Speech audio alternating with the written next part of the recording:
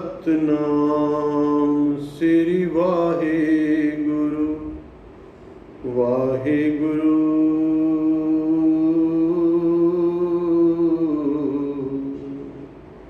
वाहेगुरु।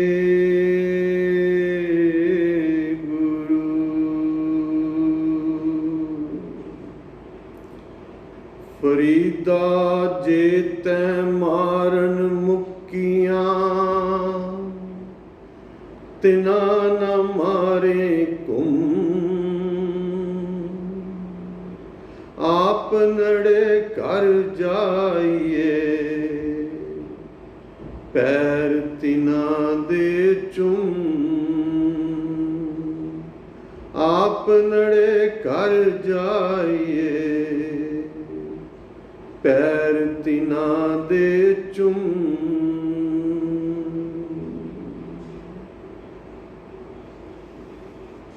साध संगत, आज के युग में हम देखते हैं कि जहां और बातों से इंसान दिल ही दिल में परेशान है, अंतःकरण में एक अशांति है और उसके कई कारण हैं। कहीं पारिवारिक समस्याएं हैं, कहीं धन संपदा की परेशानी है, आर्थिक समस्याएं हैं, शारीरिक कोई रोग है, जीवन वैसे ही बहुत चैलेंजिंग है आज के युग में। Let's all except this. But इसके साथ साथ एक चीज देखने में आई है कि बहुतायत में हम छोटी छोटी बातों में बदले की भावना से बहुत प्रभावित हैं। जरा सा किसी ने कुछ कह दिया तो अंदर ही अंदर हमारे क्रोध जन्म लेता है कि हम इसका बदला लेंगे। लेकिन जो पंक्तियां मैंने अभी पढ़ी हैं आपके सामने, फरीदा जोते मारन मुकियां तिना न मारे कुम, आप नड़े घर जाइए पैर तिना दे चुम। ये पावन पंक्तियां श्री गुरु ग्रंथ साहिब जी महाराज में बाबा फरीद जी की बाणी में, उनके श्लोकों में सुशोभित हैं, जो श्री गुरु ग्रंथ साहिब जी का एक अंग है। इसमें बाबा फरीद जी ये कहते हैं कि अगर तेरे को कोई तकलीफ देता है तो बदले भी की भावना से तड़प मत, उसको परमेश्वर पे छोड़ दे। तू तो हाथ जोड़ के अपने घर को चला जा, अपने घर जाइए पैर तिना दे चुम। भाव क्या है? तू बस निम्रता में आके आगे से कोई पलट के जवाब देने के बजाय या मन में कोई रोष रखने के बजाय दो हाथ जोड़ के अपने घर को चल दे। आगे परमेश्वर की परमेश्वर जाने। उसका कर्म था, उसने किया, तू उसका जवाब मत दे। नहीं तो एक कर्म के ऊपर एक कर्म और हो गया। और एक सिद्धांत की बात है प्यारी साध संगत, कि कोई भी व्यक्ति कोई कर्म करता है, कोई एक्शन लेता है, तो हमारा जो पर्सनैलिटी है, हमारा जो व्यक्तित्व है, वो हमारे रिएक्शन पे क्लियर होता है कि हमारा व्यक्तित्व क्या है। मान लो किसी ने आपको अपशब्द बोले, गाली बकी, आपने पलट के दो गालियां और दे दी, तो बात तो वहीं आ गई।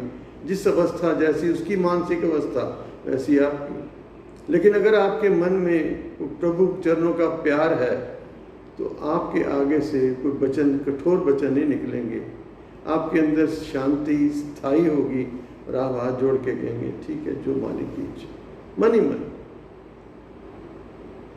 मैं एक छोटी सी प्रमाण रूप में आपसे कथा शेयर कर रहा हूँ। हमारे सिख इतिहास में एक महान महात्मा हुए, साधु हुए, भाई साहब भाई आया राम जी। इनका संबंध सेवा पंथी संप्रदाय, जो विश्व प्रसिद्ध संत भाई कन्हैया जी द्वारा जो संप्रदा चलाई गई, उसका उस परंपरा में ये महान संत भाई आयराम जी साहब आए और उन्हीं के नाम पे दिल्ली गुरुद्वारा टिकाणा साहब पंजाबी बाग में सुशोभित है, जहाँ आजकल संत अमृतपाल सिंह जी सेवा निभा रहे हैं। और अभी 2 वर्ष ही हुए श्रीमान महंत हरबंस सिंह जी जो सेवा निभा रहे थे, वो शरीर का चोला त्याग गए।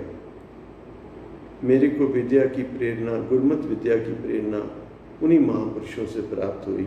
श्रीमान महंत हरबंस सिंह जी, उनके बड़े श्रीमान महंत बाबा गुरमुख सिंह जी साहब। तो ये कथा है भाई आयराम जी से संबंधित। पुरातन समय में भाई आयराम जी साहब एक डेरे में, एक आश्रम में सुशोभित थे। कुछ संत उनके साथ वहाँ रहते थे। तो घटना ऐसी हुई कि एक साधु बाजार में कुछ सामान लेने के लिए गया, तो वहाँ एक व्यक्ति ने उनको बहुत सारे अपशब्द बोल दिए। कोई बात हुई, उस पर उसने बहुत सारे अपशब्द बोले, जैसे उनकी जानबूझ के कोई इंसल्ट करना चाहता था वो। इन साधु जन के मन में बहुत उस बात की चोट पहुंची और ये आके भाई आयराम साहब जी के चरणों में नमस्कार करके बोले, महाराज हम अब यहाँ नहीं रहेंगे, इस नगर में, इस गांव में हम नहीं रहेंगे, आइए चलें। तो भाई आयराम साहब जी ने पूछा कारण, तो उसने बताया। कहने लगे भाई देख ले। कहते नहीं महाराज चलो, हमने यहाँ नहीं रहना, यहाँ साधुओं की इज्जत नहीं। भाई आयराम साहब जी और सेवापंथी साधुओं का तो ये था, हाथ में एक छोटी सी छिप्पी जिसमें रख के भोजन भी करते हैं, जरूरत के लिए जल वगैरह उसमें ले लेते हैं। वो उठाई और चल दी, पीछे पीछे सब साधु चल दिए। नगर में, शहर में जो कस्बा था उसमें शोर मच गया कि साधु डेरा छोड़ के जा रहे हैं। और अगले ज़माने में कोई भी नया गांव बसाता था या नया कस्बा बसता था तो सबसे पहले किसी महापुरुष को विनती करते थे कि आप आके यहाँ पर अपना स्थान स्थापित करो, आश्रम स्थापित करो, अपनी कुटिया स्थापित करो। तो उस नगर के वासियों को बड़ी तकलीफ हुई इस बात को सुन के। शोर मच गया सारे गांव में, सारे कस्बे में। तो गांव का, इलाके का जो चौधरी था वो भागा आया। तो महाराज क्या भूल हो गई, क्या कारण हुआ? अब जिसने अपशब्द बोले थे उसके कानों में भी खबर पहुंच गई, वो भी देखने आ गया भी क्या हो रहा है। तो उन्होंने, भाई आयराम साहब जी ने उत्तर दिया, भाई ये जो साधु है हमारा साथी, इससे पूछो। तो उसने सारी बात बताई। वो व्यक्ति भी वहीं मौजूद था भीड़ में, उसकी तरफ इशारा करके बोला, इसने मुझे बहुत अपशब्द बोले। तो गांव का चौधरी बोला उसको, भाई तू माफ़ी मांग। साधुओं से ऐसी भाषा में बात करते हैं, देखो ढंग नहीं है।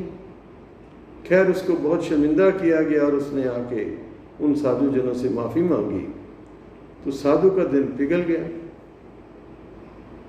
साधु तो साधु होता है, कहते हैं साधु का दिल मक्खन की न्याई है, ज़रा सा निम्रता के कोई वचन बोले तो पिघल जाता है।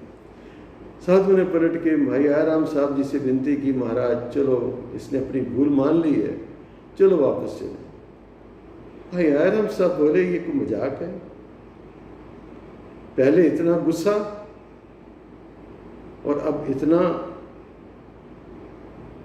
एकदम से तूने अपना फैसला बदल दिया, क्या हुआ? कहता जी इसने माफ़ी मांग ली है, गांव का चौधरी भी आगे आया, महाराज जो और कोई सजा बोलोगे मैं इस आदमी को दूंगा, आप कृपा करके वापस अपने आश्रम में चले। भाई आयराम साहब बोले, अब उसने गलती मान ली है, इसने माफ़ कर दिया है, पर अभी हमारा न्याय बाकी है। चौधरी बड़ा हैरान हुआ, व्यक्ति बहुत डर गया कि पता नहीं क्या सजा बोल दे भाई आयराम साहब। तो भाई आयराम साहब जी ने बोला अपने साधु को कि भाई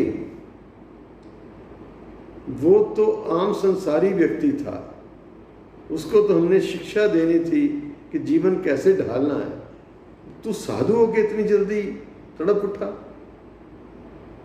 तेरे में क्रोध आ गया, अब तू अपने हाथों से, उसमें कहते हैं चूरी कुटना, देसी घी की चूरी बना और इसको अपने हाथों से खिला और दो हाथ जोड़ से इसे क्षमा मांग कि भाई गलती मेरी भी है, मैंने तेरी बात का इतना गुस्सा किया। तो पास ही महान संत भाई सहज राम जी मौजूद थे, तो किसी के समझ में ये बात नहीं आई कि साधु उसको चूरी क्यों खिलाए। तो सहज राम जी की तरफ देखा भाई आयराम जी ने निगाह भर के, तो भाई सहज राम जी, क्योंकि वो छोटी छोटी तुकबंदी करते थे, उनकी काफ़ी पर्चियाँ पटियाला यूनिवर्सिटी में उनके द्वारा रचित पर्चियों के रूप में ग्रंथ हैं, आजकल तो बुक्स छप गई हैं भाई पर्चियाँ पाई सहज राम जी। तो उन्होंने वहाँ दो पंक्तियाँ पढ़ी, संत स्वभाव ए है भाई जो मारे तिस खंड खवाई। साधु को किसी की बात का इतना क्रोध नहीं करना चाहिए कि एकदम से पलट के वार करे।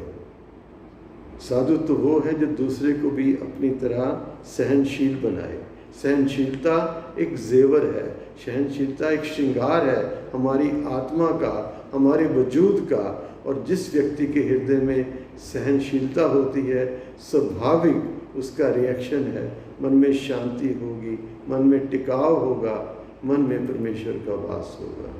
वाहिगुरु जी का खालसा, वाहिगुरु जी की फतेह। वाहिगुरु वाहिगुरु।